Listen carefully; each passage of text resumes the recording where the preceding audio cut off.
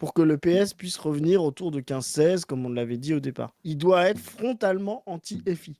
Effectivement, il n'y a pas de place pour la ligne fort pour que le PS soit à 16. Il doit être frontalement anti-FI. Quand il est allié à la FI, en se pinçant le nez comme fait Olivier Faure, il fait perdre. Il fait perdre la FI. Moi, je le dis clairement, c'est pas la FI qui fait perdre le PS, c'est le PS qui fait perdre la FI. Parce que justement, c'est pas un parti qui est clair sur ce qu'il fait avec la FI. C'est ça qui est problématique. Tu vois, ne serait-ce que le PS, s'il disait on a des divergences sur la forme, sur le fond avec la FI, mais ce sont des républicains, ce sont des gens dignes, ce sont des gens de gauche, donc on peut s'allier au deuxième tour avec eux. Il y aurait peut-être plus de facilité à embarquer, tu vois, des gens et à maintenir un socle. Le problème, c'est que tu as une partie du PS, des Gage, etc., qui te dit quasiment entre les lignes que la FI, c'est pire que le RN. Tu vois ce que je veux dire? Et cet électorat-là, PS, se désintéresse quand il y a la FI. Donc ils votent au centre, à droite, ce qui s'est passé à Toulouse. Hein.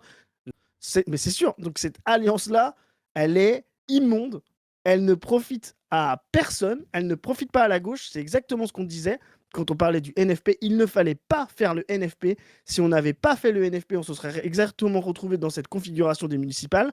La droite aurait pris plus de sièges au RN et la gauche aurait pris plus de sièges au centre. Donc vraiment, ces stratégies d'union, peu importe comment vous le faites, aux primaires, en vous désistant à la dernière minute, avec des sondages bidons, j'en sais rien, tous les gens qui pensent que être derrière un seul candidat à gauche, ça vous fait gagner, mettez-vous ça dans le crâne, c'est la conclusion des municipales, c'est une catastrophe. Qui va avoir raison derrière? Bah, le graphique, parce que en termes de masse, de blocs de sociologiques, de blocs historiques, comme dirait Gramsci, ce ne sont pas les mêmes masses qui votent pour ces gens-là. Ils sont faits pour s'opposer au premier tour. Faites en sorte de maximiser chacun vos blocs. Vous êtes des bourgeois, vote utile, etc. Mais votez, votez pour Hollande et Glucksmann dès le premier tour. Il va être donné de toute façon dans les sondages devant Mélenchon pendant plein de semaines.